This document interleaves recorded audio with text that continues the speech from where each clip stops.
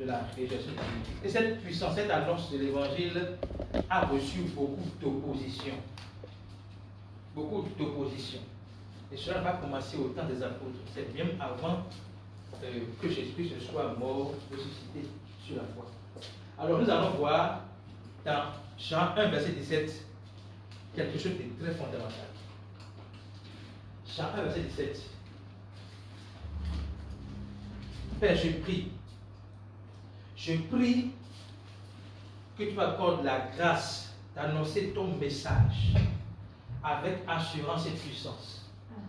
Afin que pendant que je prêche, qu'il se fasse des miracles, Amen, des prodiges, Amen, des guérisons, Amen, tant sur le plan spirituel, psychique, émotionnel et physique, Amen, au nom puissant de Jésus-Christ. Amen. Amen. La parole dit, car la loi a été donnée par Moïse, et la grâce et la vérité sont venues par Jésus-Christ. La loi a été donnée par Moïse. La grâce et la vérité sont venues par Jésus-Christ.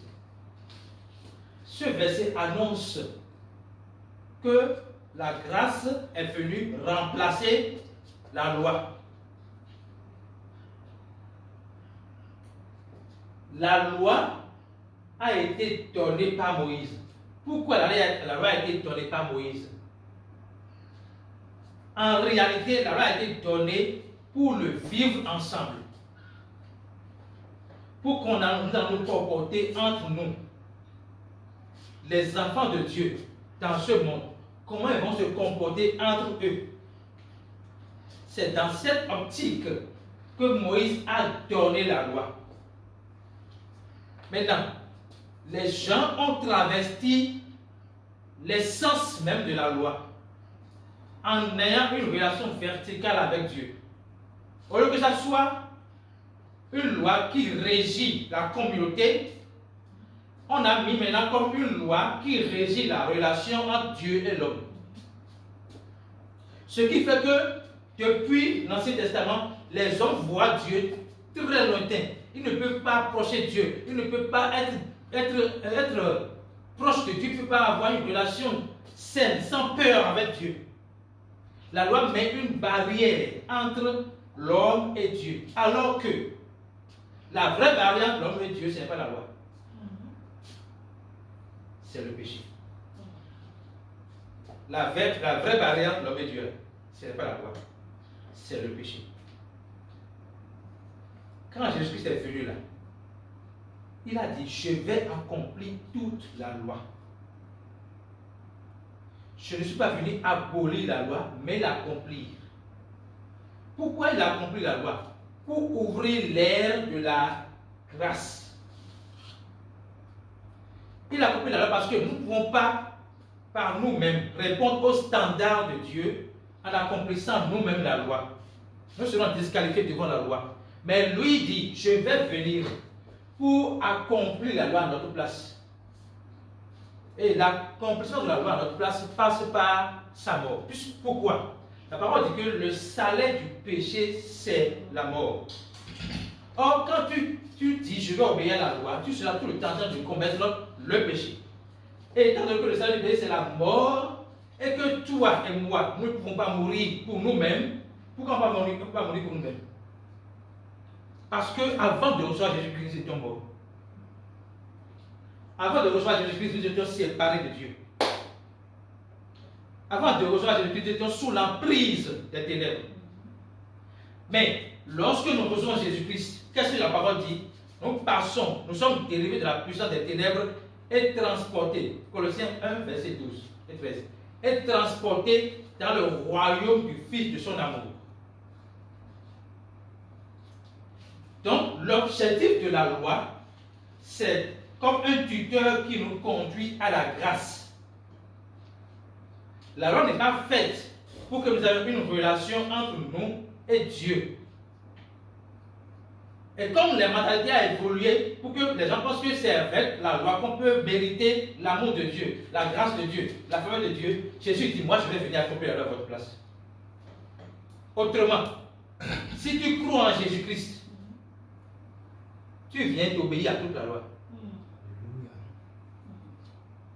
Est-ce que vous comprenez? Si votre verset obéit à toute la loi là, si tu crois en Jésus-Christ, tu viens d'obéir à toute la loi.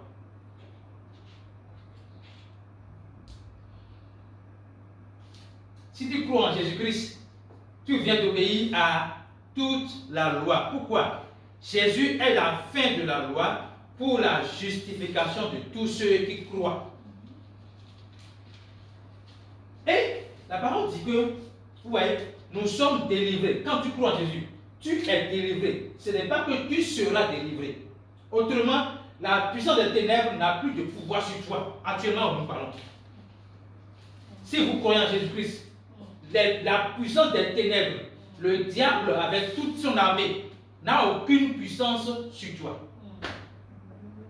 Parce que tu n'es plus sous son autorité, mais tu es désormais où? Transporté dans le royaume du Fils de son amour. Tu es maintenant sous l'autorité de Christ, Dieu amour, qui te protège, qui te garde, qui te sécurise, qui te montre son amour. Et cet amour, il ne l'a pas montré en discourant, comme moi je le fais aujourd'hui. Notre message, c'est parler de ce que Christ a fait. Mais lui n'a pas parlé, lui il a fait quelque chose. Et comment il nous a démontré son amour? La parole dit que alors que nous étions encore pécheurs, Christ est mort pour nous. C'est-à-dire que, on te dit que ton enfant a volé. Et tu dis, je donne ma tête à couper, qui ne l'a pas fait. Est-ce qu'un parent peut faire ça ici, aujourd'hui? Aucun parent ne peut oser le faire. Pourquoi? Parce qu'il y a de fortes chances que ton enfant a vraiment volé, que tu risques d'avoir ta tête coupée. Ok? Mais Jésus-Christ ne supposait pas. Il savait que nous étions coupables. Nous étions pécheurs. Et consciemment, étant donné que nous avons plaisir à la mort, il dit, je vais mourir à votre place. Pour que vous ayez la vie. Alléluia. Amen. Alléluia. Amen. Donc, Dieu a prouvé son amour avec nous. Lorsque nous étions encore pécheurs, Christ est mort pour nous. Où est-ce que j'en viens? Vous voyez ce message-là? C'est un message qui a reçu trop d'opposition pendant que Jésus-Christ même vivait. Il dit, la loi a été donnée par Moïse. Mais la grâce et la vérité sont venues par Jésus-Christ. Autrement, ça veut dire que dans la loi, il y a un mensonge. La loi a été donnée par Moïse. La grâce et la vérité sont venues par Jésus-Christ. Cela veut dire que dans la loi, il y avait un mensonge. Le mensonge, quel est le mensonge de la loi? La loi te fait croire que si tu fais ceci, tu fais ceci, tu vas gagner, mériter l'amour de Dieu. Mais ce n'est pas comme ça que Dieu fonctionne. Dieu ne donne rien à l'homme en lui donnant, en se basant sur son mérite. Je reprends. Dieu ne donne rien à l'homme en se basant sur son mérite. Dieu donne toujours par amour. Car Dieu a tant aimé le monde qu'il a donné. Ce qui a fait que Dieu a donné, c'est d'abord son amour. Mais il n'a pas aimé un monde parfait. Parce que le monde qu'il a créé était un monde parfait. Avant que Adam ne fasse entrer le péché dans le monde. Donc Dieu était conscient que le péché a déjà corrompu le monde. Mais il dit, j'aime le monde. J'aime tant le monde que j'ai donné Jésus-Christ, afin que quiconque croit en Jésus-Christ ne périsse point, mais ait la vie éternelle. Donc c'est un message qui a reçu d'opposition à cause des docteurs de la loi. Et Jésus, pendant son ministère, essayait d'introduire la grâce par des paraboles, par des enseignements. Il introduisait la grâce, mais il n'était pas radical dans le message de la grâce. Est-ce que vous comprenez ce que je dis? Jésus, il est dit dans Galates 4, je crois, Jésus est né sous la loi pour nous délivrer de la loi. Donc vous voyez, quelqu'un qui est né sous la loi, dans le but de nous délivrer de la loi, est-ce qu'il peut être radical comme nous aujourd'hui qui sommes déjà sous la grâce? Il peut être radical, donc il doit être pédagogue. Donc dans sa pédagogie, il fait peu de douceur pour nous conduire doucement à la grâce. Mais après qu'il soit mort ressuscité, il a rendu l'Esprit Saint disponible. La grâce est déjà actuelle, la grâce n'est plus à venir. Parce que la grâce n'a pas commencé à la naissance de Jésus-Christ. Ça a commencé à la mort, l'ensevelissement, la résurrection de Jésus-Christ. Vous comprenez? Donc, c'est le sang de Jésus-Christ versé qui a ouvert la nouvelle alliance. Donc, avant que cela ne soit, il est comme un pédagogue. Il expliquait, voilà ce qui vient, voilà ce qui vient, voilà ce qui vient. Même dans cette optique, il avait de position. Et même c'est ça qui a causé sa mort. C'est à cause de cela, parce qu'il a annoncé la grâce, que les docteurs de la loi l'ont tué. Et quand on parle de docteurs de la loi, c'est des gens qui prient Dieu, qui connaissent Dieu, qui maîtrisent Dieu. Donc, quelqu'un qui dit qu'il connaît Dieu, qui maîtrise les Écritures, qui sait que le Messie va venir, et qui voit le Messie, mais tout coup c'est le Messie, et tue le Messie.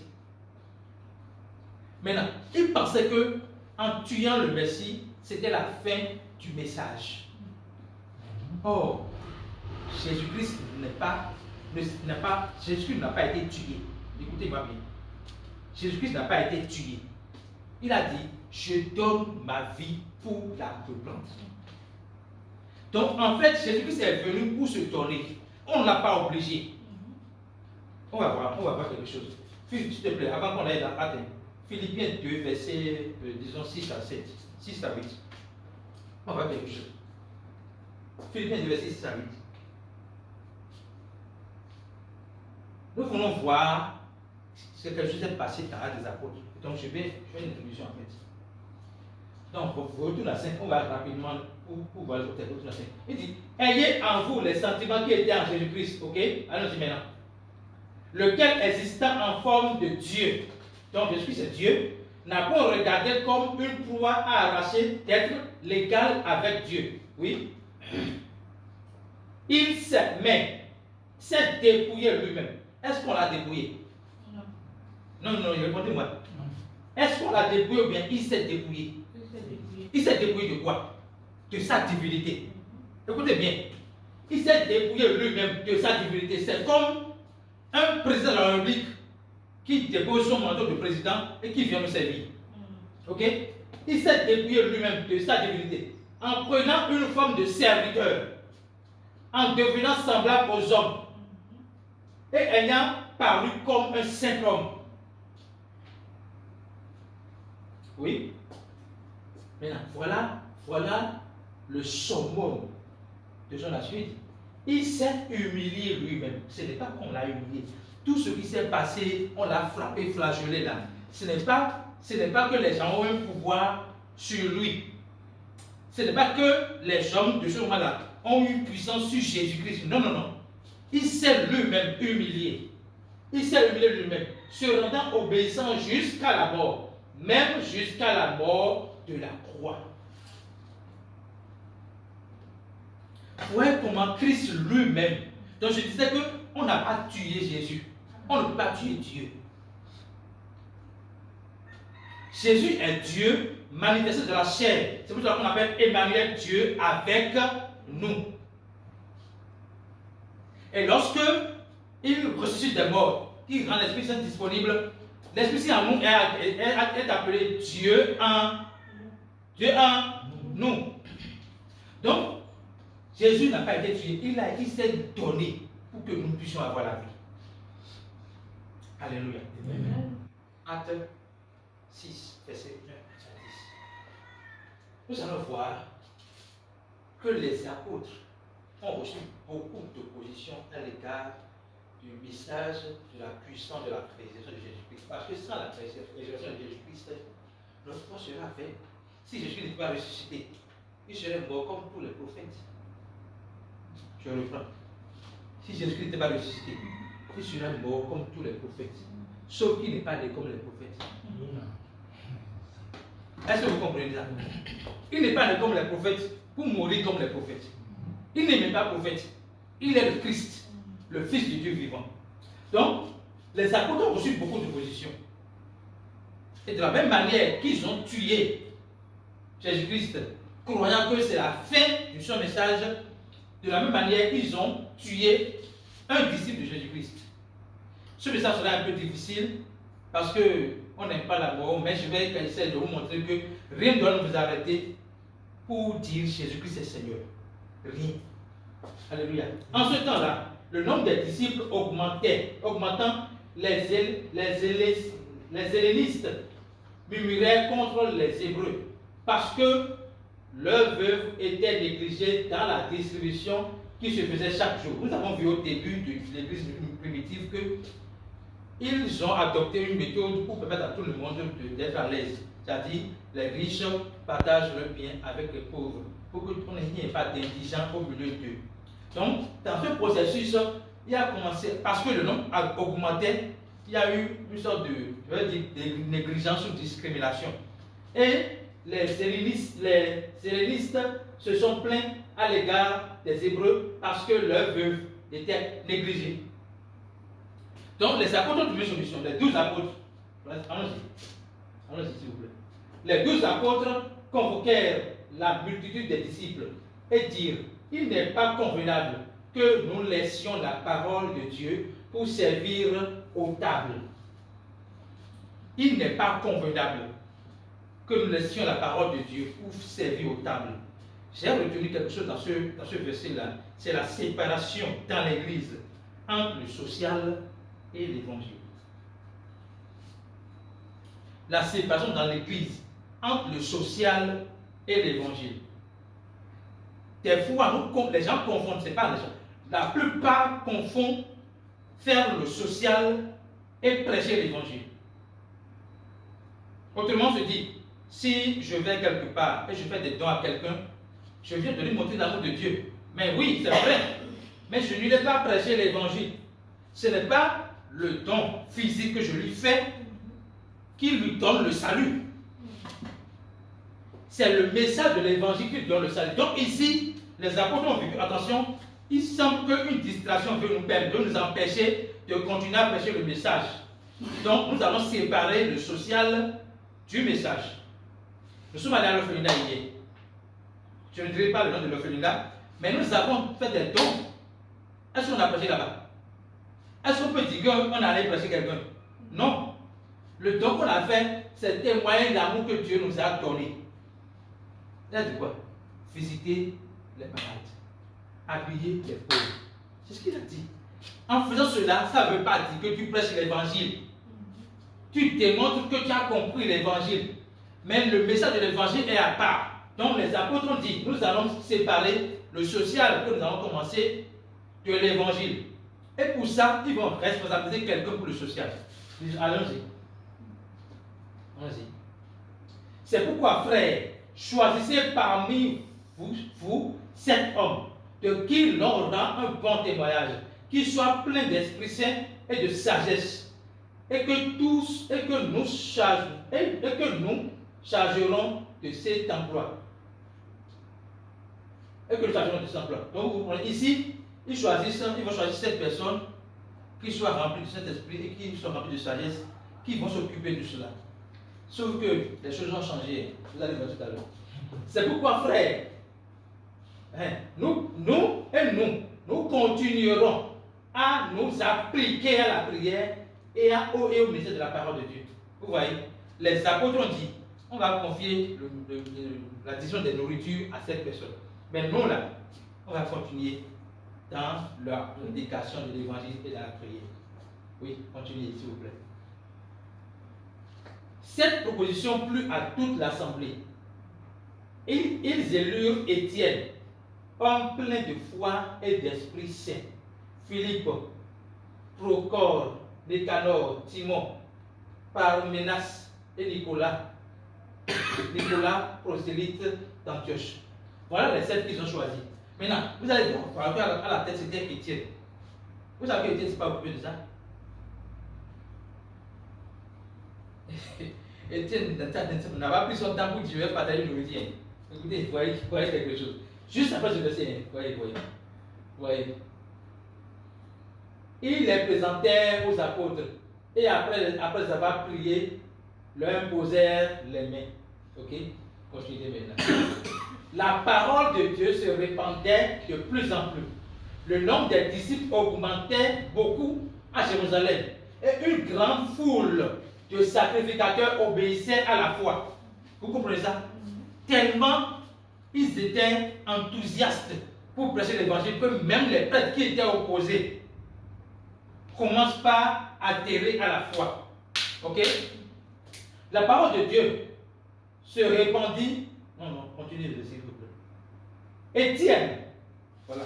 Donc Étienne était choisi pour faire quoi? Pour distribuer la nourriture ou bien. Ok? Étienne, plein de grâce, de puissance, faisait des prodiges, de grands miracles parmi le peuple. Écoutez bien. Écoutez bien quelque chose. Le but de l'évangile, ce n'est pas de faire des prodiges. Mais le message de l'évangile déclenche les prodiges. Je reprends. Le but de l'évangile, ce n'est pas de faire des prodiges. C'est-à-dire que c'est parce que dans ton église, tu fais des prodiges, tu fais des miracles, que tu prêches l'évangile. On a vu une prière des apôtres, ils ont dit que donne-nous. Vois leur menace. La menace des écaristes. Vois leur menace. Et donne-nous de prêcher la parole de Dieu avec puissance et assurance. Et étends ta main, afin que pendant que nous prêchions, qu'il se fasse des prodiges, des miracles et des guérisons. Autrement, Étienne était en train de prêcher l'évangile. Et pendant qu'il prêchait l'évangile, les miracles se faisaient. Ce n'est pas qu'il est là, il est devenu un homme de miracle. Est-ce que vous comprenez ce que je dis? Donc, Étienne, plein de grâce, de puissance, faisait des prodiges et de grands miracles parmi le peuple. Oui. On est là à 10. Quelques membres de la synagogue, dite des affranchis, et celle des Cyrénéens, et celle des Alexandrins, avec les Juifs de Cilicie et d'Asie, se mirent à discuter avec lui. Allez, continuez. Mais il ne pouvait résister à sa sagesse et à l'esprit par lequel il parlait. Il ne pouvait résister à sa sagesse et par l'esprit par lequel il parlait. Quelle est la discussion? Si c'était un miracle seul là, ce n'est pas discussion, c'était le discours. Il veut comprendre le discours, il veut savoir quel est le but de son discours. Mais il ne pouvait pas aller contre son message parce qu'il n'a pas de fondement pour aller contre son message. Maintenant, voici ce qui s'est passé. Donc, à partir de ce moment-là, 10 verset 11 au moins, je vais dire ça. Alors, ils subornèrent des hommes qui dirent, nous l'avons vu, nous l'avons entendu proférer des paroles blasphématoires contre Moïse et contre Dieu. Vous voyez, comme ils étaient sans argument devant lui, ils ont comploté maintenant contre lui. Qu'est-ce que Étienne a fait? On l'a convoqué devant le Sanhédrin. Il a commencé par la genèse même de la première alliance avec Abraham. Jusqu'à Moïse. Jusqu'aux autres prophètes après Moïse. Et il a dit quelque chose à partir du verset 7, chapitre 7, verset 51. Dis-moi ça. Chapitre 7, verset 51. Et ce qu'il a dit là, c'est le résumé de toute l'histoire. Il faut lire ce passage-là à la maison, calmement. Si on va lire ça ici maintenant, vraiment. Allez, il faut lire ça. Il dit, homme au cou raide. Cou raide, là, veut dire quoi? Quand on dit, c'est l'expression, ça veut dire quoi? Ça veut dire quoi? Homme au cou raide. Quelqu'un peut m'aider? Hein? Homme sans intelligence. Homme sans intelligence. Donc pour comprendre là, on va, si tu as lu, moi, chante 3 versions comme ça, pour qu'on voit la définition. Quand on dit homme au cou raide, vous allez voir la définition, pour que vous compreniez ça avant qu'on avance. Il dit homme au cou raide, et il parle aux gens qui peuvent le tuer. Hein? Ou au cou, non, autre version. Je veux une explication du cou raide.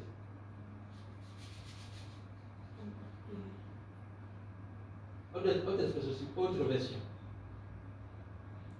Champ de col au roi de. Ok, non, autre expression.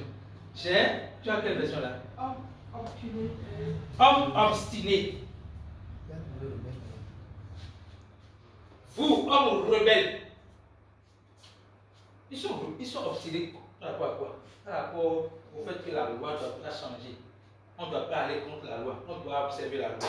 Ils sont rebelles par rapport à quoi? Par rapport à la grâce. Hein? Donc revenons à l'autre version. Revenons à notre version. Oui, c'est bon. Homme au cou raide.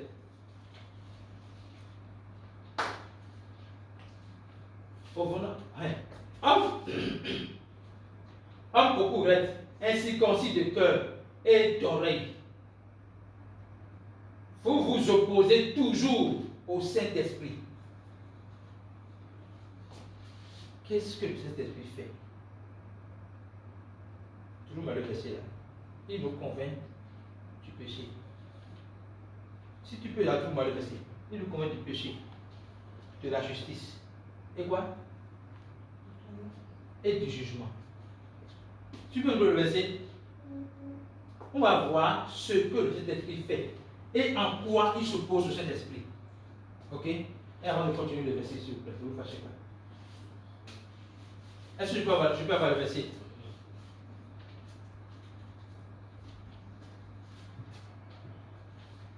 Le Saint-Esprit, quand il sera venu, il convaincra le monde en ce qui concerne le péché, la justice et le jugement.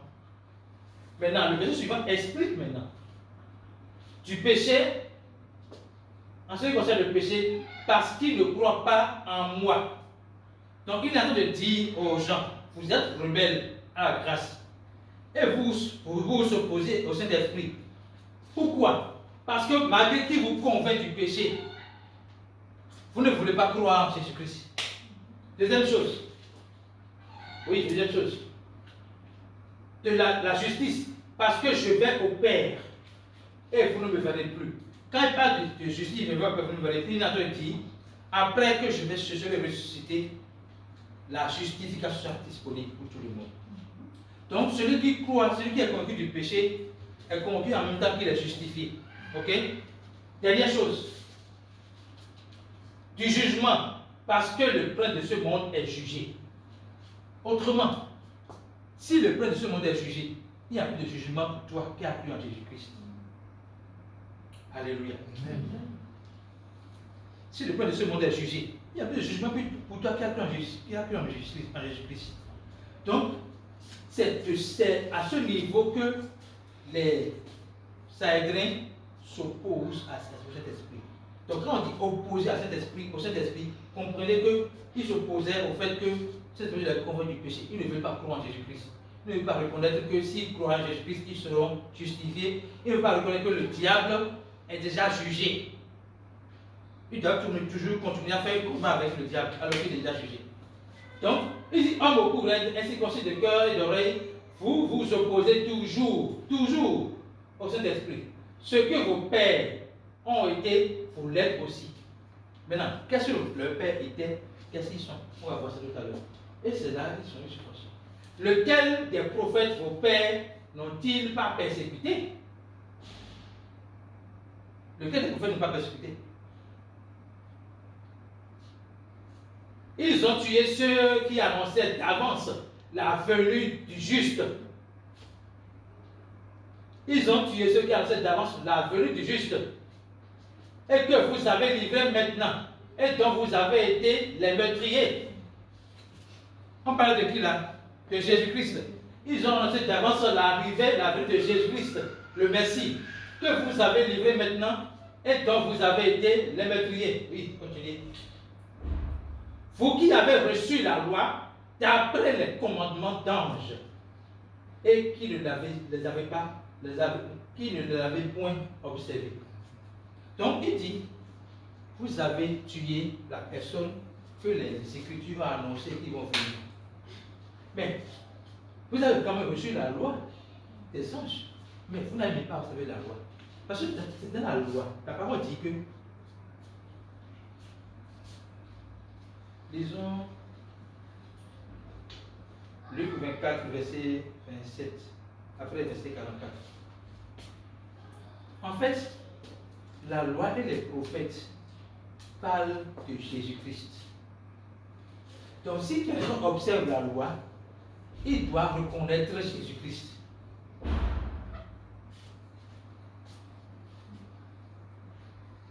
Et commençant par Moïse, et par tous les prophètes, il leur expliqua dans toute l'écriture ce qui le concernait. Quand on parle d'écriture ici, Notez que ce livre-là, Luc n'existait pas quand les Écritures existaient.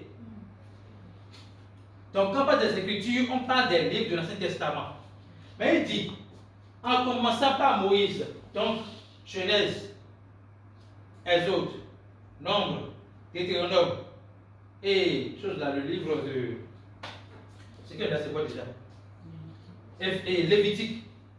En lisant ces livres-là, et tous les prophètes, les petits comme les grands prophètes, il leur expliqua dans toutes les Écritures ce qui le concernait. Qu'est-ce qui le concerne? Verset 44. Verset 44. Verset 44. Puis il leur dit, c'est là ce que je vous disais. Ici, c'est une discussion entre les disciples d'Emmaüs. Okay? Et puis il leur dit, c'est là ce que je vous disais lorsque j'étais encore avec vous, qu'il fallait que s'accomplisse tout ce qui est écrit de moi dans la loi de Moïse, dans les prophètes et dans les psaumes. Donc quand on prend tout l'Ancien Testament, Jésus, entrant dans la Bible, montre à ses disciples, voilà ce qui a été écrit de moi. Donc comment tu peux avoir connaissance de la loi et ne pas connaître que la loi parle de Jésus-Christ? C'est ce qu'il leur reproche. Revenons maintenant en acte, s'il vous plaît. Donc ceux qui ont connaissance de la loi doivent savoir que Jésus-Christ est Seigneur, il est le Messie. Mais il dit, lequel des prophètes vos pères n'ont-ils pas persécuté? Ils ont tué ceux qui annonçaient d'avance la venue du juste. Et vous avez livré maintenant. Et donc vous avez été les meurtriers. Verset suivant. Il ajoute, vous avez reçu la loi d'après les commandements d'anges. Et vous ne l'avez point gardée.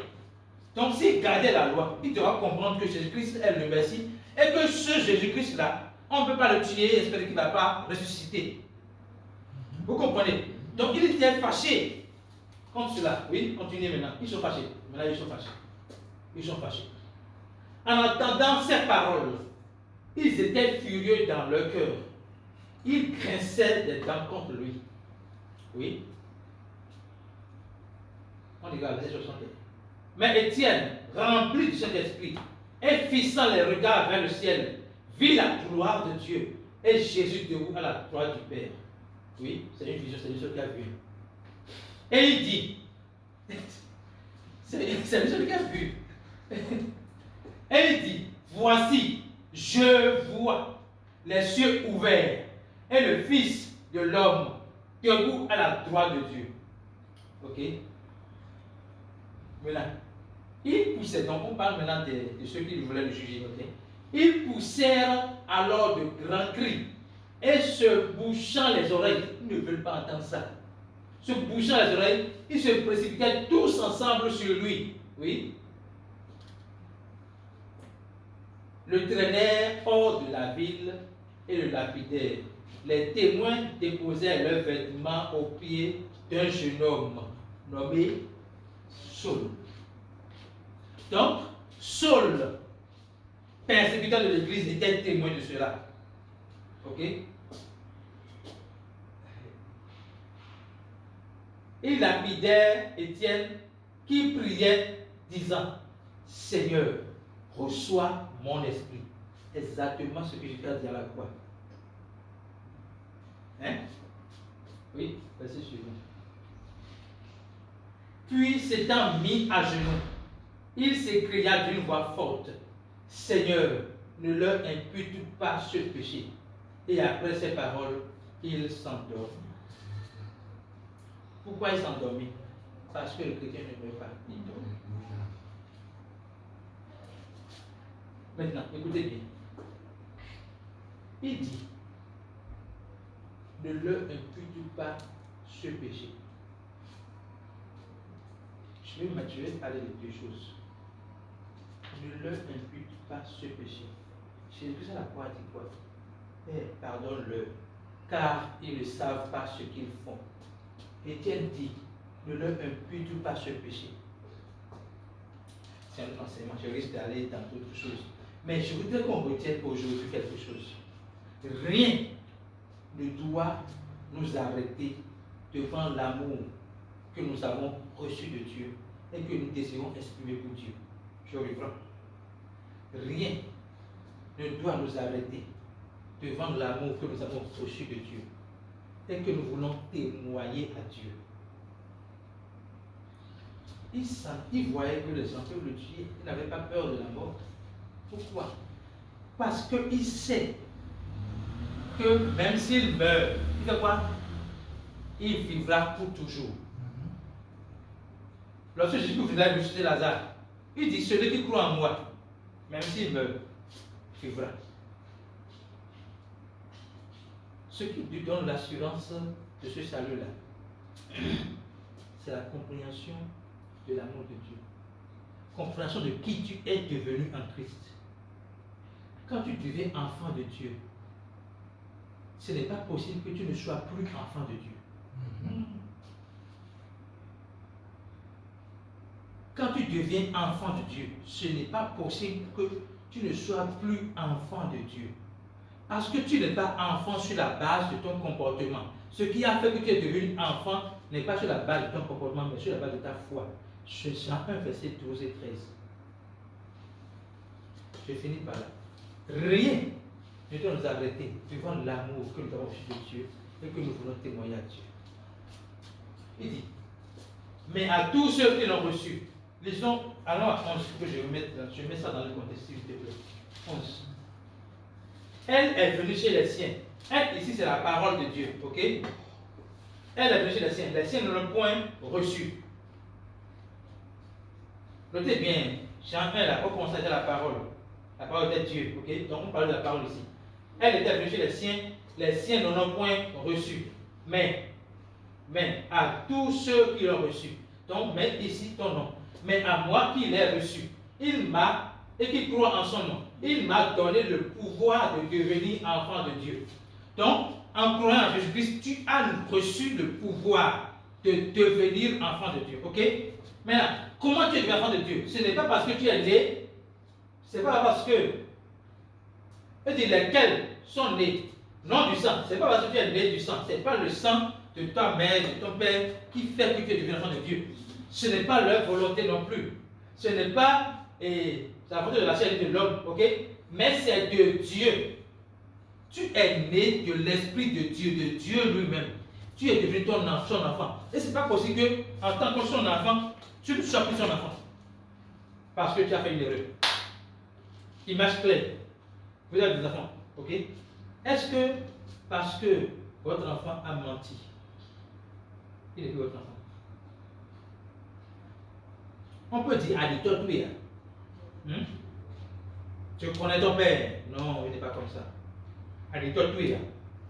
Mais, maintenant, même si vous arrivez à dire, vous pouvez s'exprimer. Lorsqu'on ira à l'hôpital, on va faire le test d'ADN. C'est votre enfant. Donc, ce qui définit un enfant, ce n'est pas son comportement, c'est l'ADN qui coule dans ses veines. Et l'ADN que nous avons spirituellement, c'est le Saint-Esprit en nous. Donc, il était conscient que, même si, d'abord, il sait que, même là, il est déjà au ciel. Il est déjà avec Dieu, parce qu'il est enfant de Dieu. Même après sa mort, il continue dans le ciel. Il n'avait pas peur. Ça, c'est la mort. Mais je voudrais montrer, dans notre vie, il y a des décisions que nous prenons face à certaines situations qui ne montrent pas notre confiance en Dieu. Je voudrais qu'aujourd'hui, nous puissions penser à tout ça, que nous puissions revenir à l'amour de Dieu. Savoir que malgré toutes les situations que je traverse, je dois tenir ferme dans l'amour de Dieu pour moi et dans mon désir de manifester cet amour aux autres. En tant que fils de Dieu, en tant que fille de Dieu, notre rôle, c'est de nous être toujours conscients que nous sommes son enfant. Ce n'est pas parce que tu as une difficulté aujourd'hui qu'on te fait des propositions intéressantes et que tu acceptes juste pour sauver la face. Non. Tenons ferme dans l'amour que nous avons reçu de Dieu et que nous désirons donner à Dieu. Le voulons sur nos vies.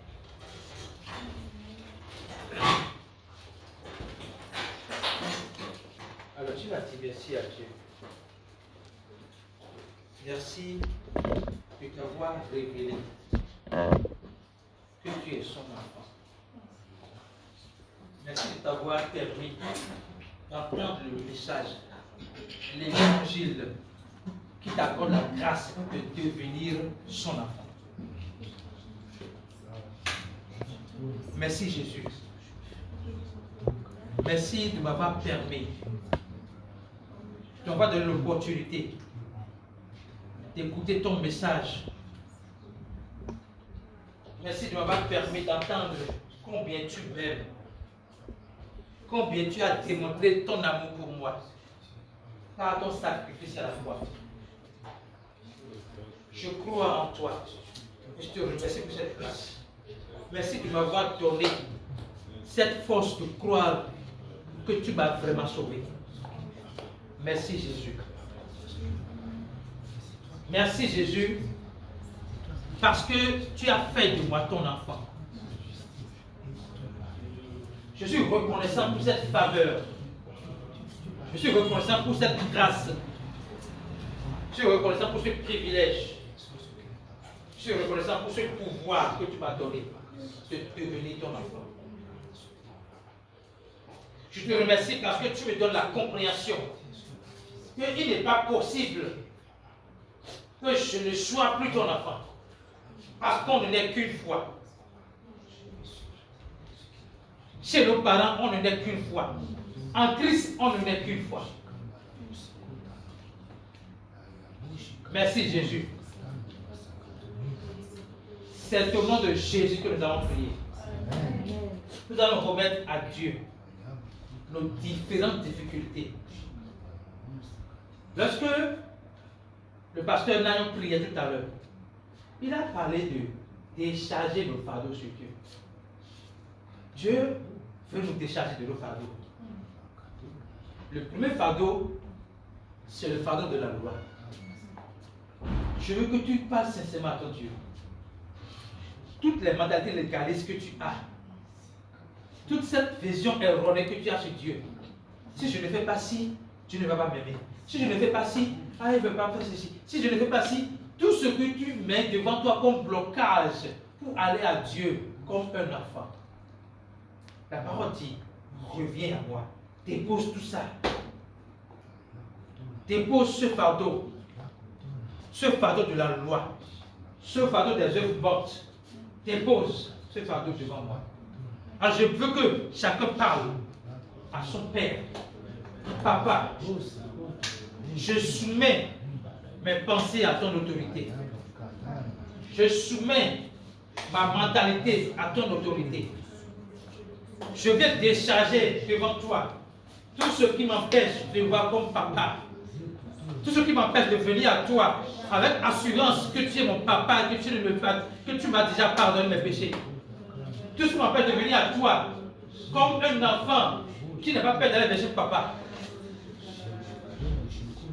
Je viens décharger ces fardeaux à tes pieds. Libère-moi de tout fardeau dont j'ai connaissance et dont je n'ai pas connaissance.